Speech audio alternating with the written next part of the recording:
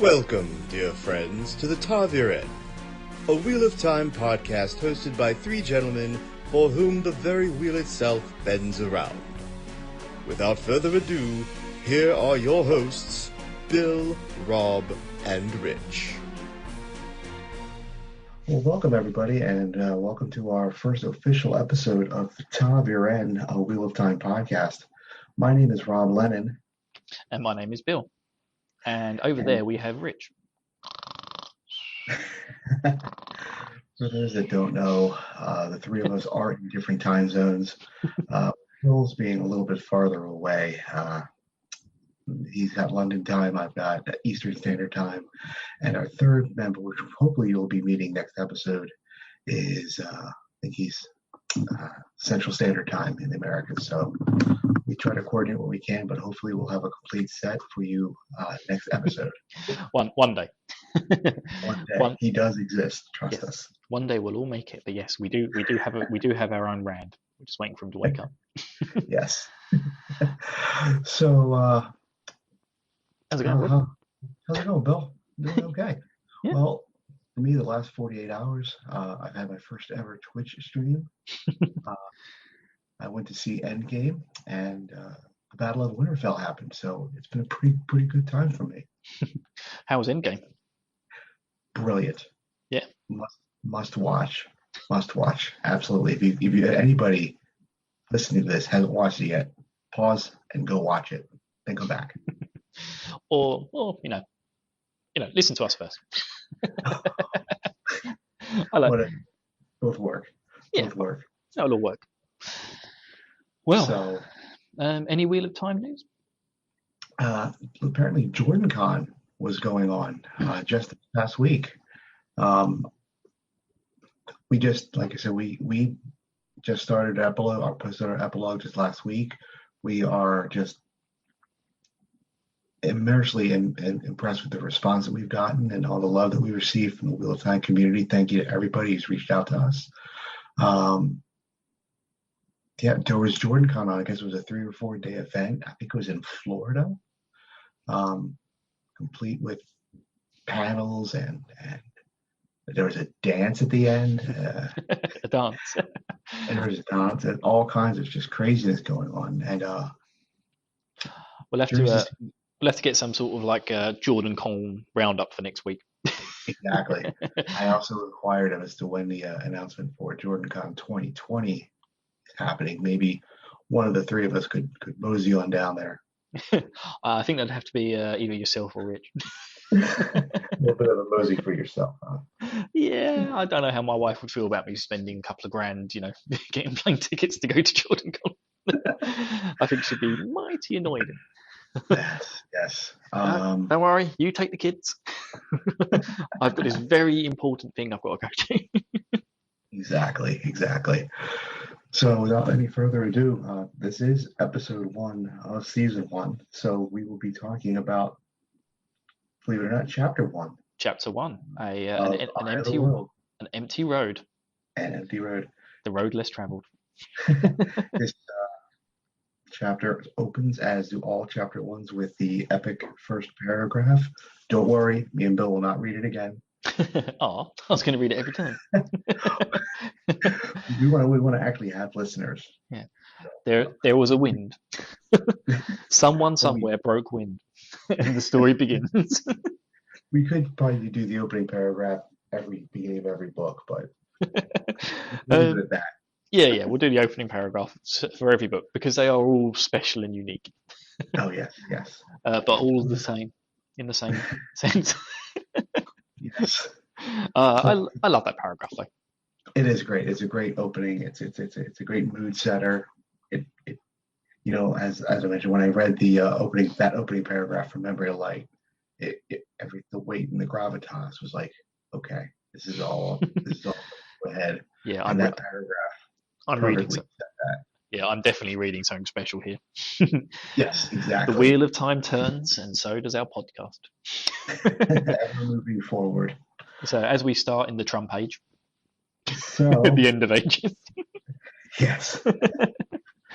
So this chapter, as we ended the epilogue with epic proportions of massive magic, destroying worlds and creating mountains. We open this chapter with a couple of blokes just delivering some brandy to the local village. Yes. Yeah, we've got Mr. Tam L4 makes his own hooky brandy. Yeah. Is it brandy Good or old- cider? I think there's both. It's A both. few casks of cider and a few casks of brandy for the older. Yeah, because folk. he talks about the apples and stuff, doesn't he, and melting them down. Yep. And without much going by within the third paragraph, we get the mention of our main character, Rand al'Thor. George wastes no time introducing his main character No, jump straight in there. immediately. They're walking down a rather an unused road. It's almost like their own private road, isn't it? It goes from their farm, Yeah. in the Westwood, Exactly. down to the local village, which is called the Two Rivers. With their trusty steed Bella. Yes, Bella. Oh, right. We've got to do some sort of Bella watch as the books goes on, because I think Bella's journey is almost as good as Rand's. I'd almost like to do a book where you only read the parts of Bella. I wonder how big. If you mentioned that Jordan had a folder for every character, I wonder how big Bella's folder was. I know. I'd love to see that. I think once the TV series comes out, I'll if I remember, I'll tweet Brandon Sanderson and Harriet. Is it McDoodle? McDougall? His wife? Jordan's ex-wife. Yeah, I knew it is Harriet. Oh, Harriet. Yeah. I'll text them both and be like, hey guys, Bella. let us see the Bella folder. Come on, give us some love. So immediately in the next paragraph, we're introduced to our second character of the book, as you mentioned, Tam al'Thor. And one thing I noticed was the way that Jordan, through Rand, describes Tam. You just get this incredible sense of pride in his father. The fact that Rand even paused to look over at Tam made him feel shameful that he wasn't manning his side of the road. Yes. Yeah. There's a lot of talk in the opening chapter about winter and how it hasn't ended. And he goes on about how lambs have been giving birth to stillbirths, crops that should have grown haven't grown yet, and it was still cold. And the whole time they're being battered by this wind, where, like I said, someone farted somewhere. The wolf problem had been increasing. Yeah, bears have been seen, and bears haven't been seen for donkey's years. So everyone is it sets you on edge. It's letting you know that something's not right in the world, not just this little part of the world, but the entire world. Something's not right, and it's putting people on edge, and people are feeling the fear.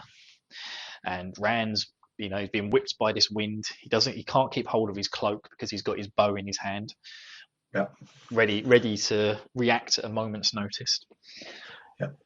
From his father's teachings. And he looks over at Tam, and he even comments that Tam's cloak is just flapping in the breeze, and it's unaffected to Tam.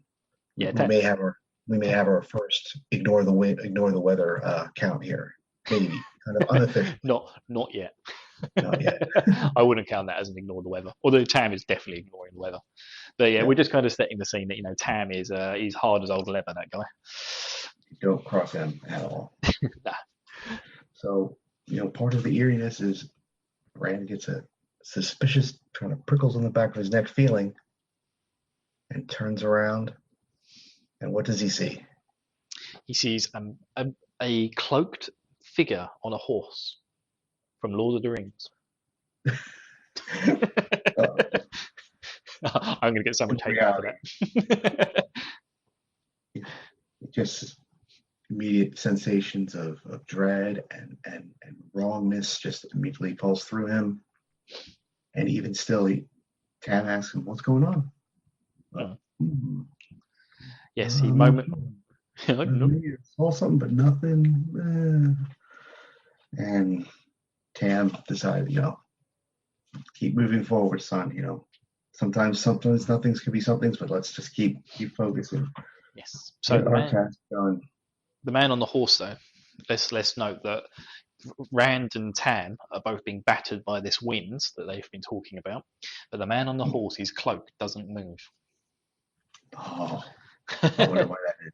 Yeah, that's the big bit to note here, and it really that's what sets Rand on edge. Yes. Tam, says, "Hey, what are you looking at?"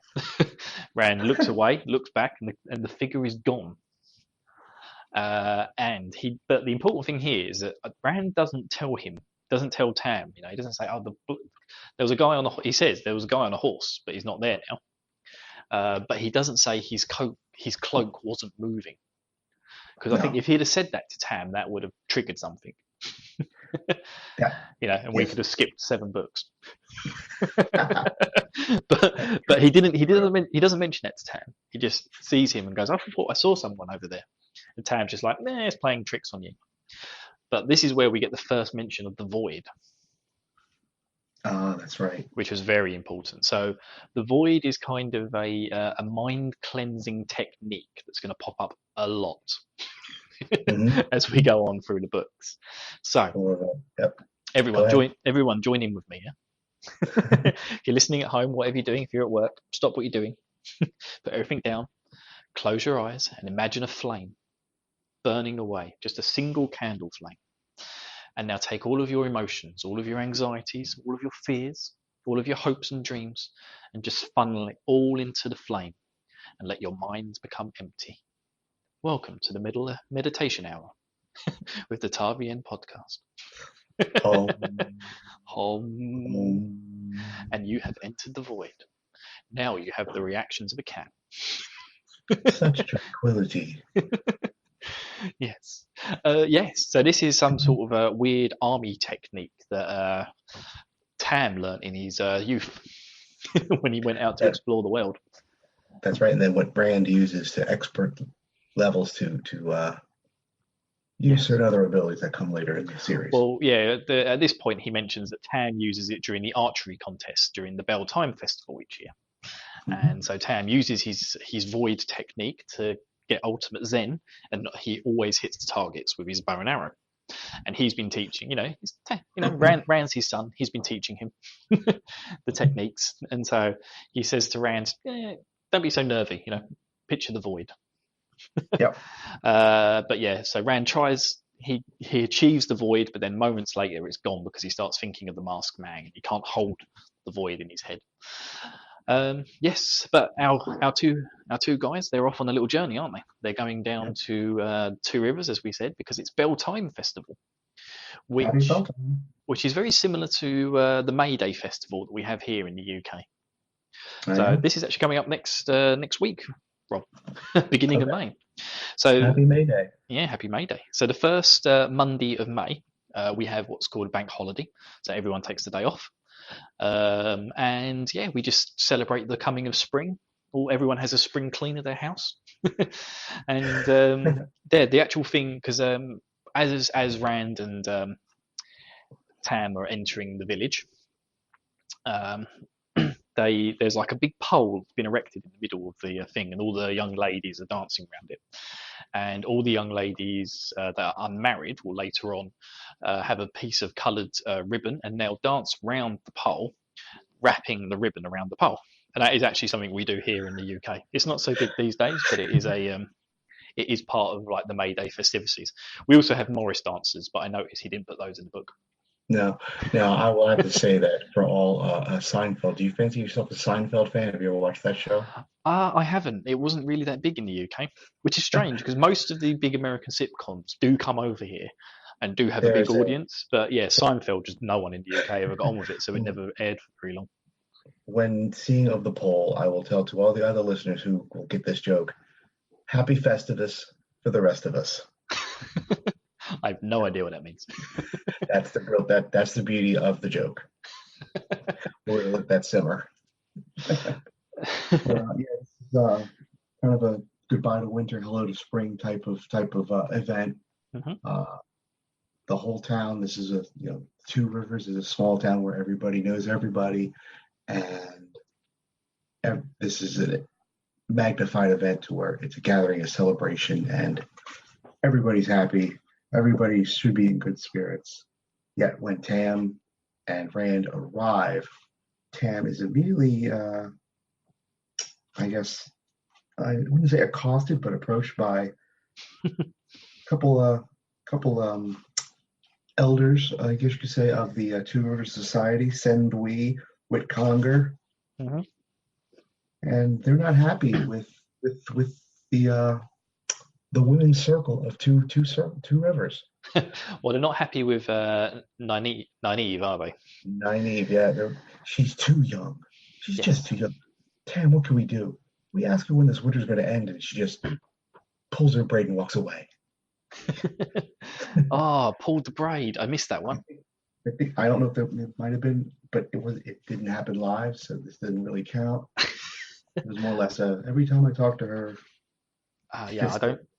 Okay, but we'll mark that down as something to keep an eye out every time Nynaeve pulls her braid. Yeah, but like I said, I didn't count this one as it wasn't all. We haven't met her yet, but we're getting a strong opinion of her already from the men of the village. So the idea here is, guys, is that each of these like little backwater villages, they have almost like a sage type character.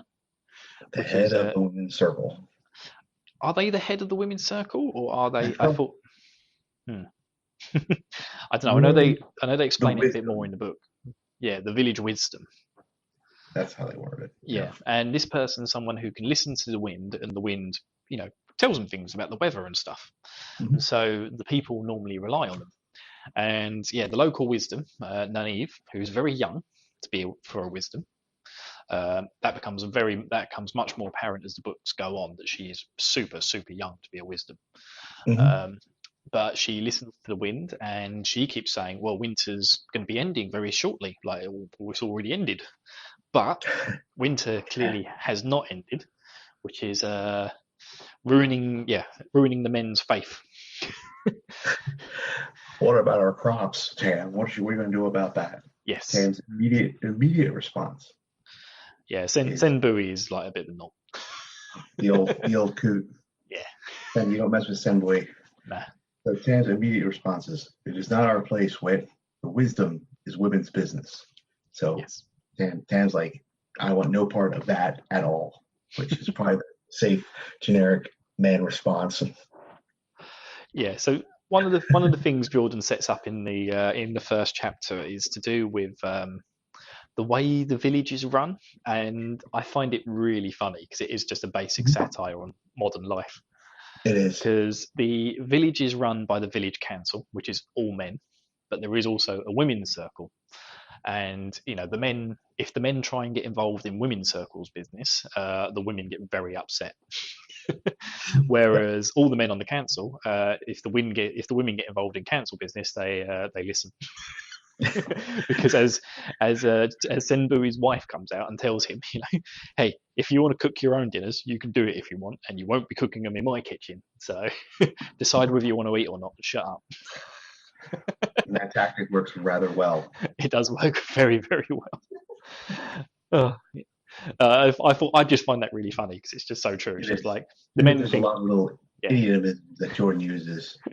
And then as they come up, I'll bring that if they just think are brilliant. Yeah, men think they're in charge, but we all know that our wives are in charge. For every good man, there's a better woman behind him. Exactly.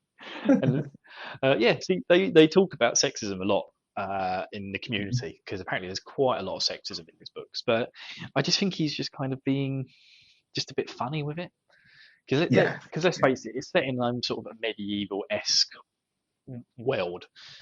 So, you're not going to find too many women in charge, but at the same time, there are a lot of queens out there running kingdoms in these books. I think we're going to find that there are plenty of women in charge in this world, especially towards the end when we get the old people from across the water.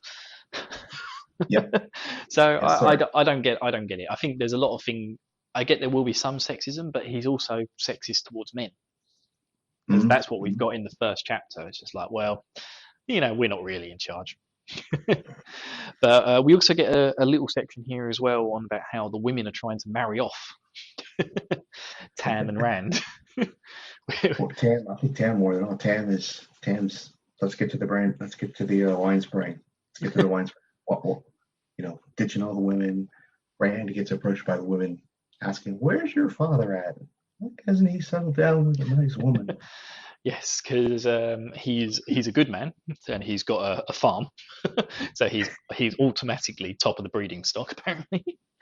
And Yep. yeah, they know a lot of good women who would love to marry him, and they always try and get to him because Tam's always avoiding it. Oh yeah. So we're getting the idea here that Tam loved his ex-wife to Yes. bits, and she's Yeah. unfortunately no longer here. We don't know why yet or anything, but Mhm. but yeah, poor old Tam. He's been accosted by the women of the village, and they're always trying to marry him off. He never really comes into the village because it's Beldine and because he owes the order of the brandy and cider. He was obligated by duty. So Yeah, and obviously he loves the archery contest. yes. But yeah, it's kind of funny. And then Rand ends that note with it normally ends with the women going to Rand. Oh, and how old are you nowadays? It's just like, Actually, I got the feeling that Rand has been unofficially betrothed yes, to another character that we haven't met yet, but heard of. she's mentioned in the chapter. So Egwene. Egwene Yeah, there. yes, and this is the daughter of the tavern owner. And I think Rand actually mentions the fact that oh no, yeah, it's when Tam's talking about the flame and the void when they're walking down the road, he mentions to him, let's hurry up and get to the village. I'm sure you're like egging on to go see Egwene.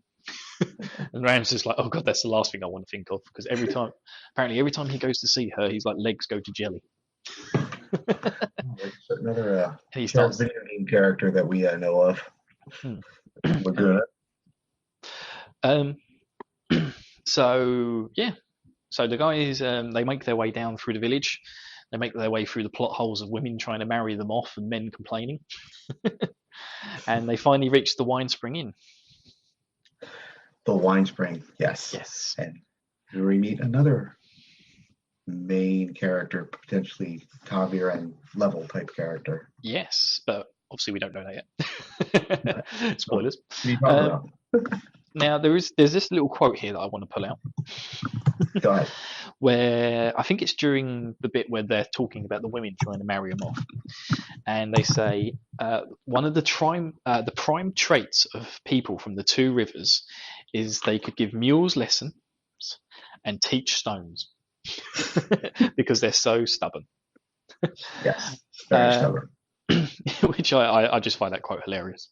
But yes, this is the point. So Rand and his dad turn up at the Wine Spring Inn. The owner of the Wine Spring, which is Egwene's dad, he comes down. Yep, he comes down and he has a chat with them, and they all just start basically whittering on about council business and women getting involved into council business and what they're going to do about the winter. Senbui starts complaining about Nynaeve again, which is going to be a theme for a little while. Yes. And then, yeah, suddenly, out from behind the cart, a little voice pops up saying, "Hey, Rand." Hey, what's going on? And it's his little friend, Matt. And Rand actually says, Matt seems to never grow up. I want to put this out there now. This is the introduction of my favorite character, probably in literature. I'm just going to say this. I think probably me too, to be honest. As soon as Matt's voice started, I was listening to the audiobook of the chapter this morning just to refresh my memory of stuff. And it was just like, as soon as Matt pops in, like, I just smiled. Just like, oh, man, this is so good. Yeah. And Matt's basically like, hey, Rand, I dragged this badger out of its den and it's really pissed off. Do you want to come help me release it across the field and scare off all the girls playing around the pole? God. It's just like, oh, that's brilliant.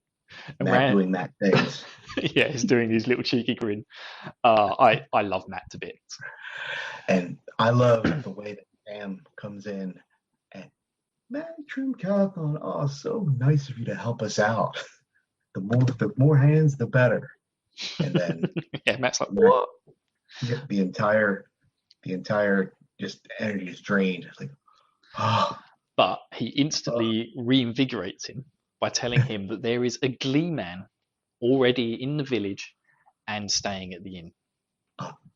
And Matt's just like, oh, yes. So what's a Gleeman? A Gleeman is someone who I'm going to absolutely love for a lot of this book. A Gleeman is basically a clown.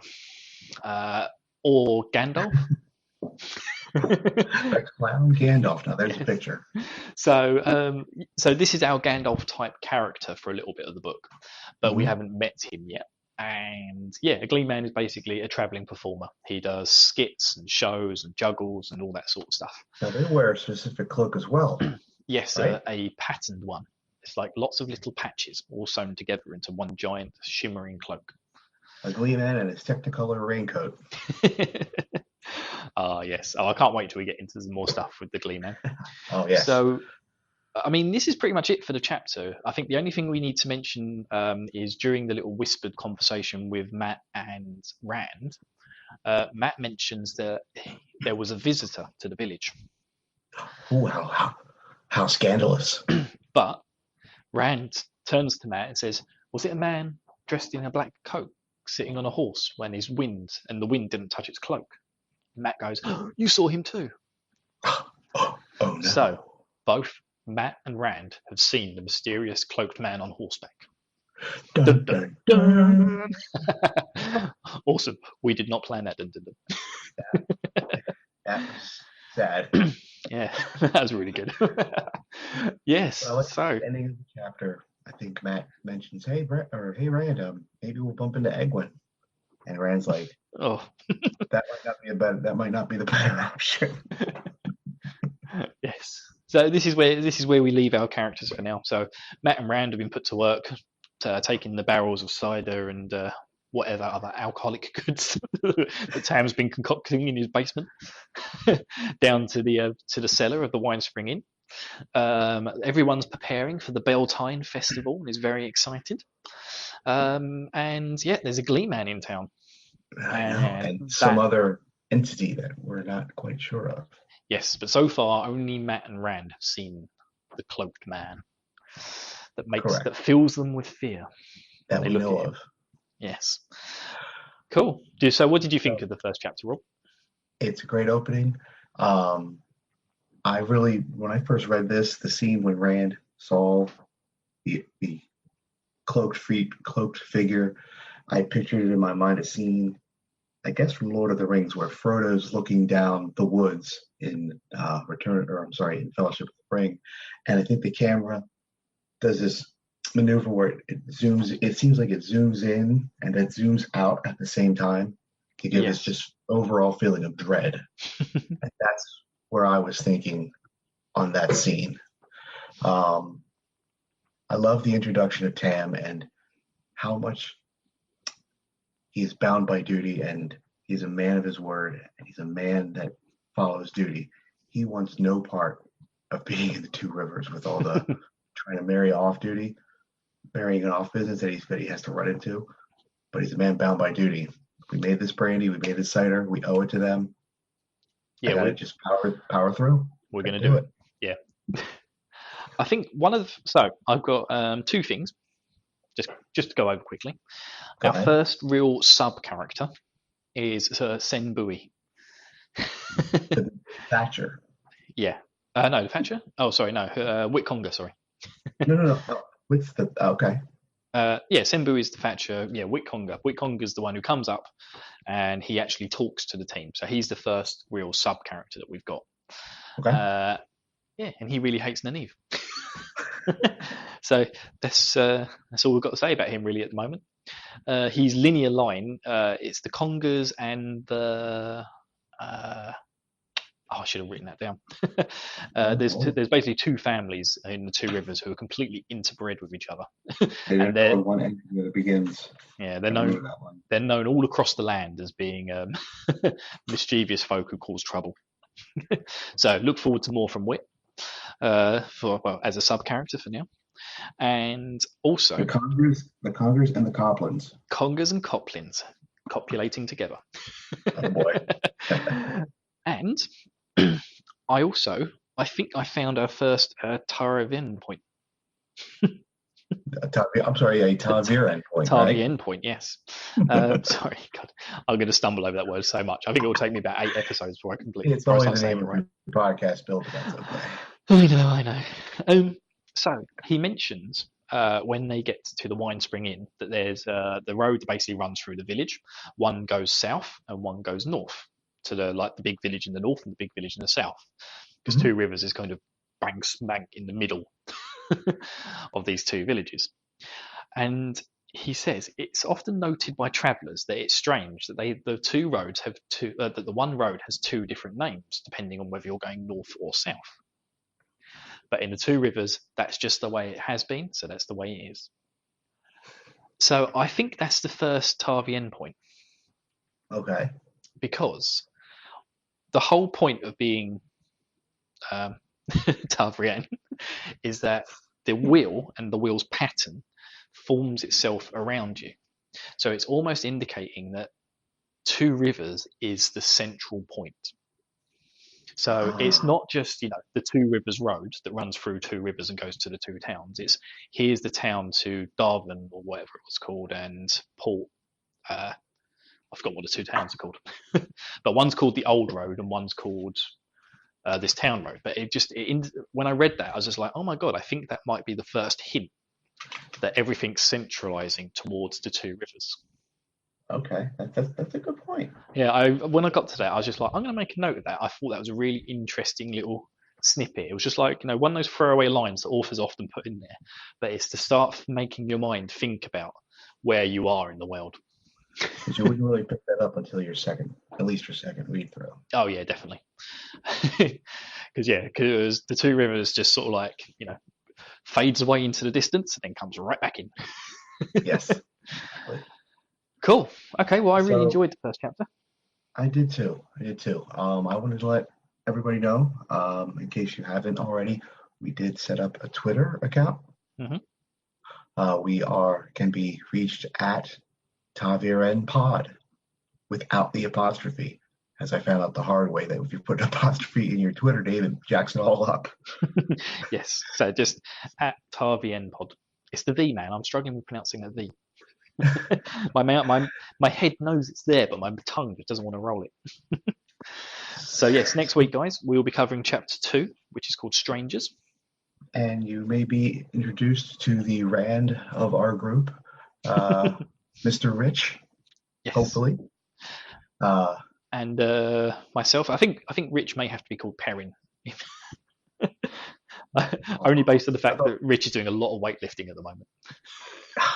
Yes, we do not want to make him too angry. But Perrin's the big boy of the group. Rich Smash. Although no one knows who Perrin is yet. Who is that? Who is Perrin? Cool. Yeah. Thanks for listening, guys. Thanks for listening, and Bill. Yes. I will see you at the Wine Spring. Yes. Cool. I'll see you there. I'm looking forward to some Althor cider. You owe me a pint. I need some of that Althor cider too.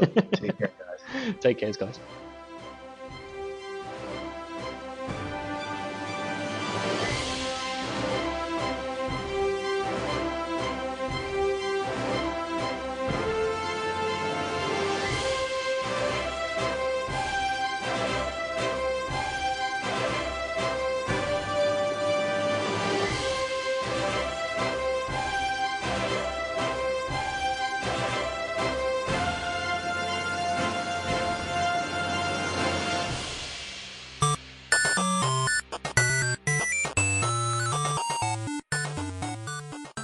This has been a presentation of the We Can Make This Work Probably Network. Follow us on Twitter at Probably Work for more of our questionable content. Also, we have a website called probablywork.com.